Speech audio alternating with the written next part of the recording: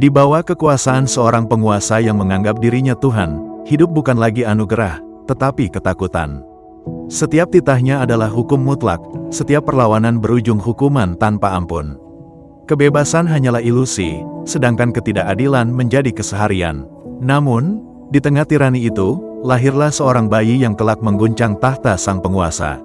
Ia seharusnya binasa, tetapi justru tumbuh di istana musuhnya. Takdir membawanya kembali sebagai ancaman terbesar bagi kerajaan yang membesarkannya. Inilah kisah Nabi Musa, perlawanan terhadap kezaliman yang terus berulang dalam sejarah. Bagian 1. Fir'aun, sang tiran yang ketakutan. Di Mesir kuno, seorang raja bernama Fir'aun memerintah dengan tangan besi. Ia bukan hanya seorang penguasa, tetapi juga menuntut rakyatnya untuk menyembahnya sebagai Tuhan. Baginya, kekuasaan adalah mutlak, dan tidak ada seorang pun yang boleh menentangnya. Dengan kejam, ia menindas Bani Israel, sebuah kaum yang telah lama dijadikan budak oleh Mesir. Setiap hari, mereka dipaksa bekerja tanpa ampun, membangun kota-kota besar, istana megah, dan kuil-kuil raksasa untuk kejayaan sang raja. Keringat mereka bercucuran, tubuh mereka lelah, tetapi tak ada belas kasihan bagi mereka. Namun, di balik kesombongan dan kekejamannya, Fir'aun menyimpan ketakutan yang mendalam. Ia mendapat kabar dari para peramal istana bahwa suatu hari akan lahir seorang anak laki-laki dari Bani Israel yang akan menggulingkan kekuasaannya. Kabar ini bagaikan duri dalam daging, mengusik tidurnya dan menggetarkan tahtanya. Tak ingin takdir menyalipnya, Fir'aun segera mengambil langkah ekstrim. Setiap bayi laki-laki Bani Israel yang lahir harus dibunuh tanpa ampun. Maka, dimulailah sebuah tragedi yang memilukan. Tentara Fir'aun berpatroli dari rumah ke rumah, mendobrak pintu, dan merenggut bayi-bayi dari pelukan ibu mereka. Tangisan memilukan menggema di seluruh penjuru negeri.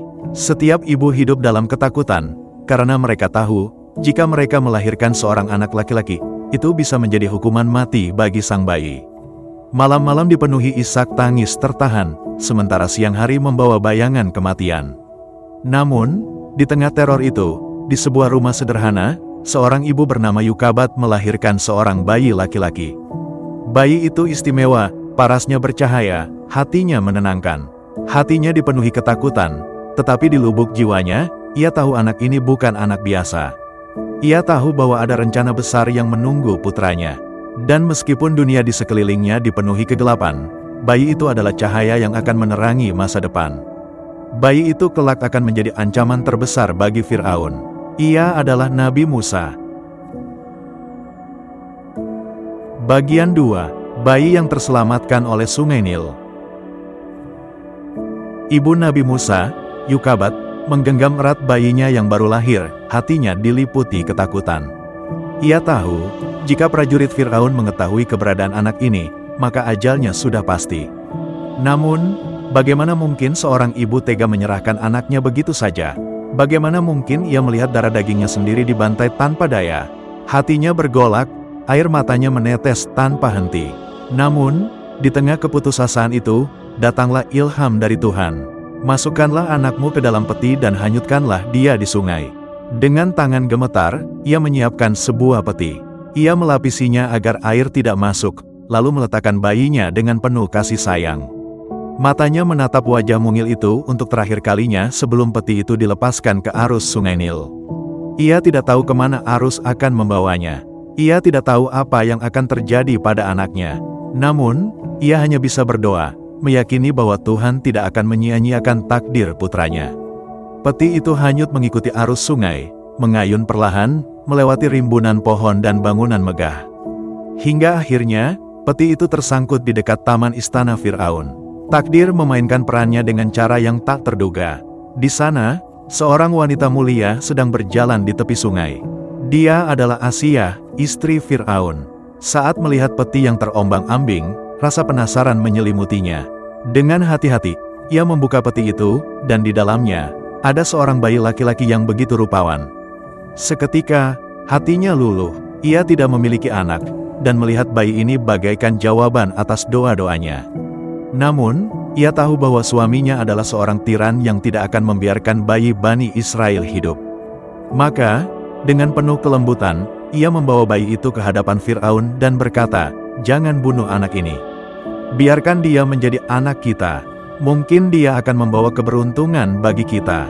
Fir'aun menatap bayi itu dengan curiga, tetapi ia luluh oleh bujukan Asiyah. Maka, dengan cara yang tidak terduga, bayi yang seharusnya dibunuh justru tumbuh besar di dalam istana musuhnya sendiri, dipelihara, dididik, dan disiapkan untuk peran besar yang akan datang. Bagian 3. Dari Pangeran Istana ke Pelarian. Nabi Musa tumbuh sebagai pangeran. Ia mendapatkan pendidikan terbaik, hidup dalam kemewahan, dan memiliki segala sesuatu yang diinginkan banyak orang. Namun, meskipun ia dibesarkan di istana, hatinya tetap bersama Bani Israel. Suatu hari, ia melihat seorang pria Mesir menyiksa seorang budak Bani Israel. Darahnya mendidih. Ia tak tahan melihat ketidakadilan itu. Dalam satu pukulan, pria Mesir itu tewas. Kabar itu segera tersebar. Fir'aun murka. Nabi Musa yang selama ini dianggap sebagai anak, kini menjadi ancaman. Ia pun terpaksa melarikan diri ke negeri Midian, meninggalkan semua kenyamanan yang pernah dimilikinya. Di Midian, ia menemukan kehidupan baru. Ia menikah dengan putri seorang nabi dan bekerja sebagai penggembala. Namun, takdirnya belum selesai. Hingga suatu hari, di atas Gunung Sinai, ia melihat sesuatu yang luar biasa, semak belukar yang terbakar, tetapi tidak habis. Lalu terdengarlah suara yang memanggilnya, "Wahai Musa, aku telah memilihmu sebagai utusanku." Saat itulah, ia menerima wahyu. Ia dipilih oleh Tuhan untuk kembali ke Mesir dan membebaskan Bani Israel dari cengkeraman Fir'aun. Bagian 4. Kembali ke Mesir. Perlawanan dimulai. Setelah bertahun-tahun hidup di Midian sebagai penggembala, Nabi Musa akhirnya menerima wahyu dari Tuhan di Gunung Sinai. Ia diperintahkan untuk kembali ke Mesir dan membebaskan Bani Israel dari tirani Fir'aun. Namun, tugas ini bukan perkara mudah. Mesir masih berada di bawah cengkeraman penguasa yang kejam, dan Nabi Musa sadar bahwa ia akan menghadapi tantangan besar. Maka, ia meminta saudaranya, Nabi Harun, untuk menemani dan mendukungnya dalam menyampaikan risalah Tuhan. Dengan langkah mantap, mereka memasuki istana yang dulu pernah menjadi rumahnya. Di hadapan Fir'aun, Nabi Musa berkata dengan penuh keyakinan, "Wahai Fir'aun, aku datang dengan membawa perintah dari Tuhan semesta alam. Lepaskanlah Bani Israel agar mereka bebas beribadah kepadanya." Fir'aun menatap Nabi Musa dengan tatapan penuh penghinaan. Bagaimana mungkin seorang gembala yang dahulu melarikan diri kini berani menantangnya? Ia tertawa sinis, lalu berkata, "Bukankah engkau yang dulu aku besarkan di istanaku? Bukankah engkau seorang buronan, dan kini kau datang membawa perintah dari Tuhan yang tidak aku kenal?" Namun, Nabi Musa tidak gentar. Ia menunjukkan mukjizat yang diberikan Tuhan. Di hadapan Fir'aun dan para penasihatnya, ia melemparkan tongkatnya ke tanah, dan seketika tongkat itu berubah menjadi ular besar yang melata dengan ganas. Lalu, ia memasukkan tangannya ke dalam jubahnya dan saat dikeluarkan, tangan itu bercahaya terang benderang. Namun, Fir'aun tetap menolak kebenaran. Ia menganggap semua itu hanyalah sihir belaka. Maka, ia menantang Nabi Musa untuk bertanding melawan para penyihir terbaik Mesir. Hari yang ditentukan pun tiba. Di hadapan ribuan orang, para penyihir Fir'aun melemparkan tali dan tongkat mereka, yang seketika tampak bergerak seperti ular-ular melata. Namun, Nabi Musa dengan tenang melemparkan tongkatnya. Seketika, tongkat itu berubah menjadi ular besar yang menelan semua ular buatan para penyihir. Orang-orang terkejut, para penyihir yang sebelumnya begitu yakin akan kemenangan mereka kini tersungkur dalam ketakjuban.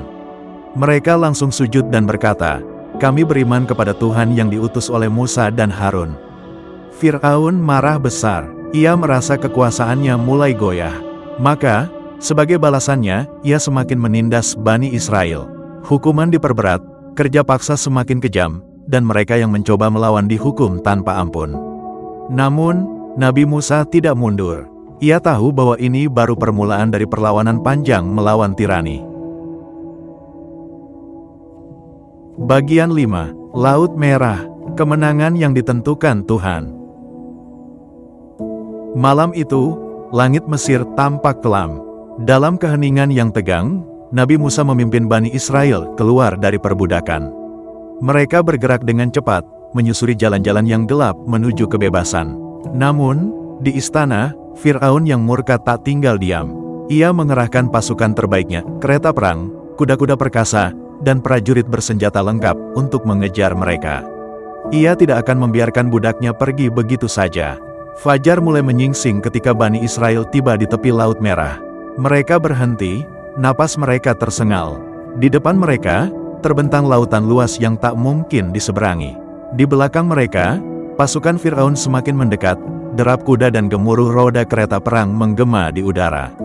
Ketakutan menyelimuti mereka. "Kita terperangkap, kita akan mati," seru mereka dengan panik.